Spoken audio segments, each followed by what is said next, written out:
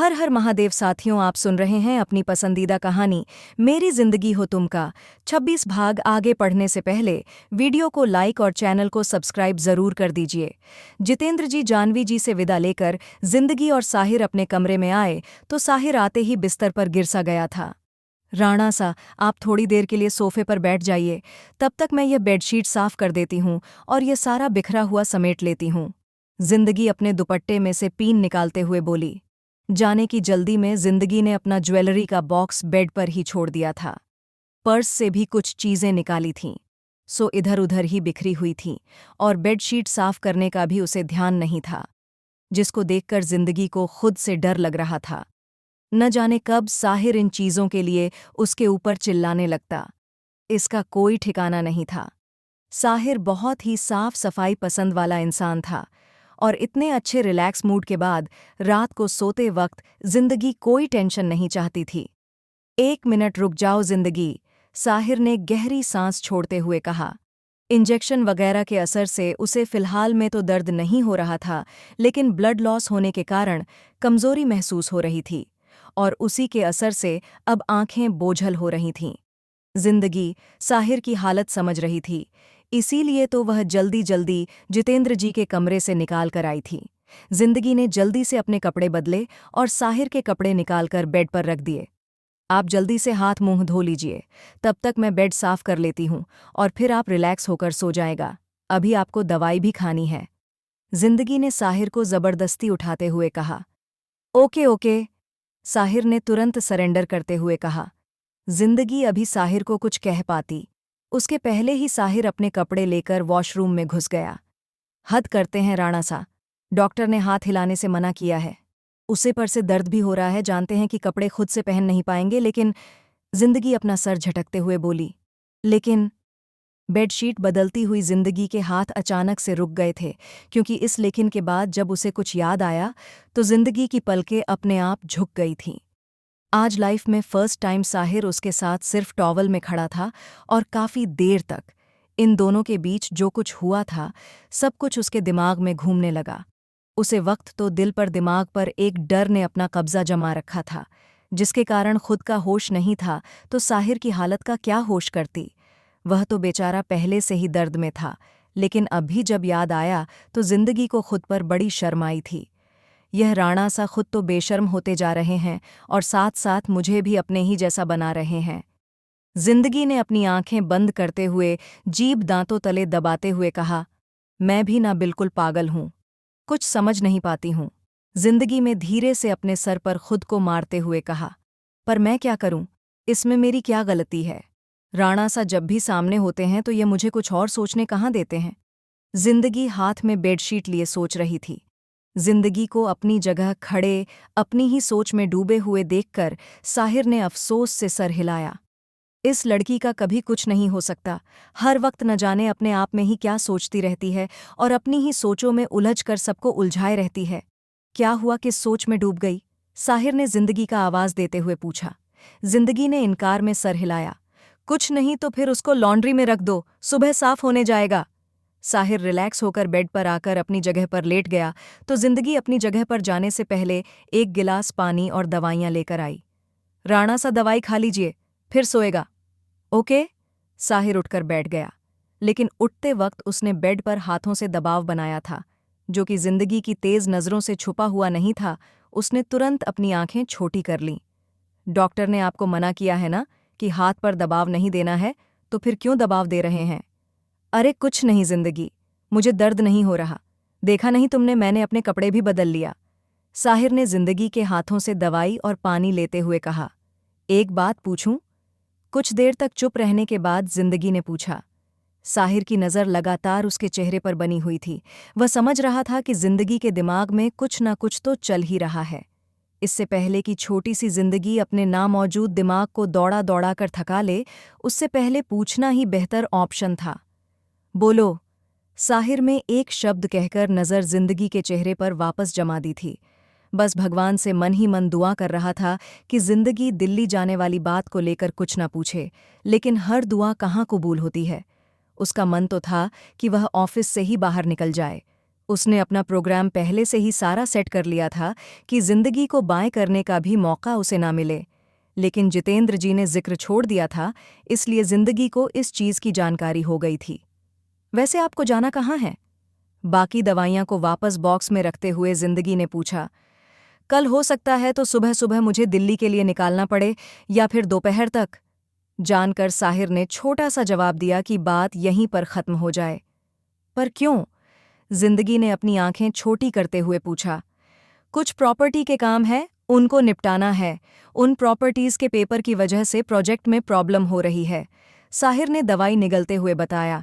Special note आपके लिए भले यह 2 सेकंड का काम है, पर हम लोगों के लिए बहुत इंपॉर्टेंट है। वीडियो को लाइक और चैनल को सब्सक्राइब जरूर कीजिएगा। बस इतनी सी बात सुनने की देर थी कि जिंदगी तो हाथों से उखड़ गई। राणा सा, ये बहुत गलत है। आप अपनी हालत तो देखिए, इस वक्त आप अपना कोई काम नहीं कर पा रहे हैं। ऐसी हालत में मैं आपको कहीं जाने नहीं दूंगी। जिंदगी बिल्कुल साहिर के सामने आकर खड़े होते हुए बोली। अपनी बीवी के तेवर देखकर साहिर दिलचस्प से उसकी तरफ देखने लगा। कहीं ना कहीं उसे इस चीज का एहसास था कि जिंदगी इतनी आसानी तो उसे जाने की परमिशन नहीं देगी। लेकिन जिंदगी को कैसे मनाना था, यह उसको पता था। एक खूबसूरत सा गिफ्ट और उसके मनपसंद गोलगप्पे, इन सब चीजों के साथ जिंदगी को कैसे बहलाया जाता है, साहिर से बेहतर कौन जा सकता था। पर क्या सच में इस बार साहिर के दांव पेज, जो कि बिजनेस में तेजी से दौड़ते थे, वह जिंदगी के तर्कों के सामने भी दौड़ सकेंगे? आफ्टर ऑल जिंदगी तो जिंदगी थी। मैं समझ रहा हूं जिंदगी, तुम्हारी फिक्र भी और अपनी हालत भी, लेकिन काम जरूरी है। आप कुछ नहीं समझ रहे हैं, आपको समझने की जरूरत है।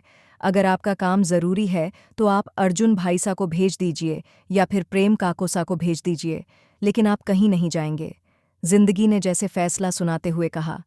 ऐसा नहीं हो सकता जिंदगी, सारे प्रॉपर्टी के पेपर्स मेरे पास हैं और इनमें सारा काम मेरे ही सिग्नेचर से होता है। वह लोग वहां जाकर भी कुछ नहीं कर पाएंगे, साहिर ने जिंदगी को आराम से बताया ताकि वह कुछ समझ सके। लेकिन उसको तो जैसे कुछ समझना ही नहीं था। देखिए, अगर आपने अपना जाना कैंसिल नहीं किया ना, तो मैं प्रेम काकोसा और पापा सा दोनों को बता दूंगी कि आपके साथ क्या हुआ है। जिंदगी ने साहिर को वार्निंग देने वाले लहजे में कहा। तुम मुझे ब्लैकमेल कर रही हो? साहिर ने अपनी पलकें झपकाते हुए पूछा। आपको जो समझना है समझ लीजिए, पर आपको कहीं नहीं जाना, बस इतना जान लीजिए। अरे समझा करो जिंदगी, जाना जरूरी है, वरना मैं खुद नहीं जाता। अपनी प्यारी बीवी को नाराज देखकर साहिर अब मनाने पर उतर आया था। वह समझ रहा था कि जिंदगी को उसकी फिक्र हो रही है, इसलिए वह उसे जाने नहीं देना चाहती है। लेकिन उसे क्या पता था कि थैली के अंदर की बिल्ली किस रंग की है। वह तो तभी पता चलता ना, जब बिल्ली थैली से बाहर आती, और बिल्ली तुरंत बाहर आ गई। जरूरी है तो मुझे भी लेकर साथ चलिए, मैं यहां अकेले नहीं रहूंगी। अकेले? साहिर के मुंह से पानी का फव्वारा बाहर निकल आया। अब जाकर साहिर को सही बात पता चली थी। जिंदगी उसके जाने से नाराज नहीं थी, नहीं उसके चोट को देखकर परेशान हो रही थी कि वह वहां जाकर अकेले कैसे काम करेगा, बल्कि अकेले यहां रहने की वजह से परेशान हो रही थी। और सच में यह साहिर के लिए बिल्कुल अनएक्सपेक्टेड था। ये लड़की हमेशा मुझे ऐसे ऐसे ही झटके देती है, साहिर ने हैरानी से अपने मन में सोचा। ये क्या है? पानी को देखकर जिंदगी ने चिढ़ते हुए पूछा। सॉरी, सॉरी, पर अब तुम बात ऐसे ही करोगी तो अच्छे खासे आदमी को हार्ट अटैक ही आएगा ना। तुम अकेले कैसे हो? तुम यहाँ अपने घर में हो, पूरे परिवार के साथ हो। अकेले तो मैं जा रहा हूँ।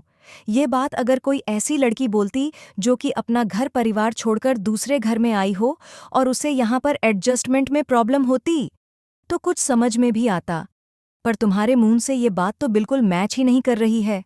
ये परिवार तो मुझसे ज्यादा तुम्हारा है, क्योंकि मैं तो बहुत कम रहता हूँ और तुम तो दिन भर घर में ही रहती हो। सारे घर वाले मुझसे ज्यादा तुम्हें अपने हाथों पर लिए रहते हैं। जिंदगी तुम केवल नाम की जिंदगी नहीं, बल्कि पूरे परिवार की जिंदगी हो, फिर भी तुमको अकेला लग रहा है? साहिर के शब्दों और लहजे में जबरदस्त हैरानी थी। अब उसे यह कौन बताता या समझता कि भले ही घर में पूरा परिवार क्यों न भरा हो, पर जब पति नहीं घर में तो बीवी को अकेलापन लगता ही है, और जिंदगी इसी अकेलेपन से घबरा रही थी। पर इस मैटर में तो सबसे बड़ी सच्चाई इन दोनों के साथ यही थी कि दोनों को ही समझने की जरूरत थी, शादी की इतने दिन बीत चुके थे, लेकिन इन दोनों का रिश्ता अभी भी शादी के पहले वाले रिश्ते पर ही अटका था। बस अंतर इतना आया था कि एक कमरे में आ जाने के कारण दोनों एक दूसरे से बात कर लेते थे। वह भी इसलिए कि साहिर की तरफ से एक कोशिश हुई थी कि अब वह जिंदगी पर गुस्सा कम करता था, या फिर धीरे धीरे इस रिश्ते में आगे बढ़ाने के लिए जिंदगी को समझ रहा था, जिसके कारण अब जिंदगी खड़े खड़े अपनी बात बोल जाती थी। लेकिन जिंदगी की तरफ से तो यह कोशिश साहिर के लिए तो बिल्कुल ही नहीं थी। घर वाले तो पहले ही उसे बहुत प्यार करते थे, और अब तो साहिर के साथ नाम जुड़ जाने के कारण बिल्कुल हाथों का छाला बनाकर रखे हुए थे। घर परिवार में ही रहने के कारण और इतने दिनों तक बड़ी मासा के साथ होने के कारण, जानवी जी की घूरती हुई नज़रों के कारण जिंदगी में धीरे धीरे घर परिवार के प्रति अपनी जिम्मेवारी समझ ली थी। लेकिन अपने नए नवेले बने हुए रिश्ते, पति को तो बिल्कुल टाइम नहीं दिया था, जबकि एक नया रिश्ता संपूर्ण समर्पण और ध्यान चाहता है। तभी कहीं जाकर आगे वह फलता और फूलता है। जिंदगी की नादानी या और मासूमियत पर जहां पहले उसे समझा भी दिया जाता था, अब तो हल्के से मुस्कुराकर सब निकल आते थे। ऐसे में जिंदगी जैसी थी वैसे ही रह गई।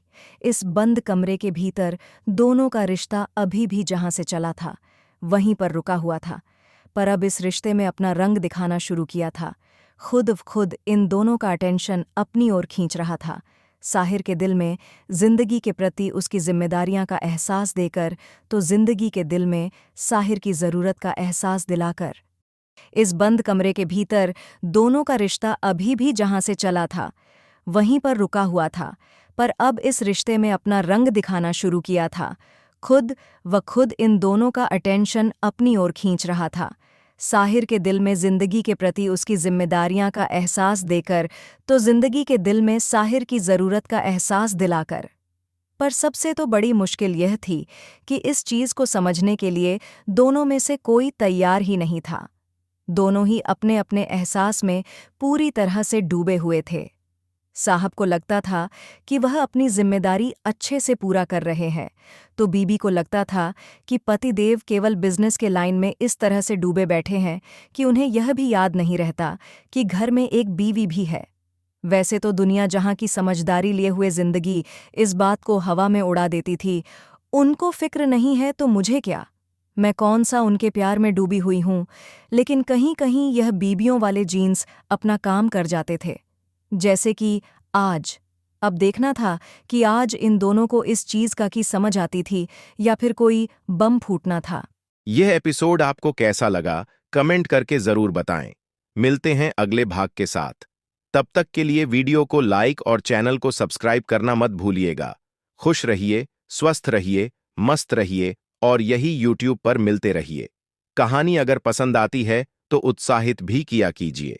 आप सुपर थैंक्स के माध्यम से मुझे प्रोत्साहन भी दे सकते हैं, और साथ में अपने दोस्तों के साथ इसे फेसबुक और व्हाट्सएप पर शेयर भी कीजिए। इस चैनल पर मिलेंगे आपको दिल छू लेने वाली मनोरंजन, पारिवारिक और शिक्षाप्रद कहानियां, और हर कहानी के रेगुलर अपडेट मिलते हैं अगले भाग के साथ। हर हर महादेव।